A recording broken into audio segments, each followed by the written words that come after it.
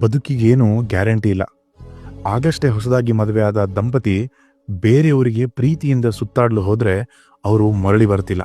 ಭಯೋತ್ಪಾದಕರು ಅವರವರ ಪ್ರೀತಿ ಪಾತ್ರರ ಮುಂದೆ ಗುಂಡಿಟ್ಟು ಕೊಲ್ಲಿದ್ರು. ನೆಚ್ಚಿನ ತಂಡ ಜೈಶಾಲಿ ಆಗಿದೆ ಎಂದು ಅಭಿಮಾನಿಗಳೆಲ್ಲ ಸಂಭ್ರಮಾಚರಣೆ ಮಾಡ್ತಿದ್ರೆ ಕಾಲ್ತೊಳಿತದಿಂದ ಜನ ಬದುಕನ್ನು ಕಳೆದುಕೊಂಡ್ರು. ಆಗಷ್ಟೇ ಮದುವೆಯಾಗಿ ಹೊಸ ಬದುಕು ಶುರು ಮಾಡುವಾಗಲೇ ಹೃದಯಾಘಾತ ಸಂಭವಿಸಿ ನವವರ ಬದುಕ ಪ್ರಯಾಣ ಮುಗಿಸಿದ.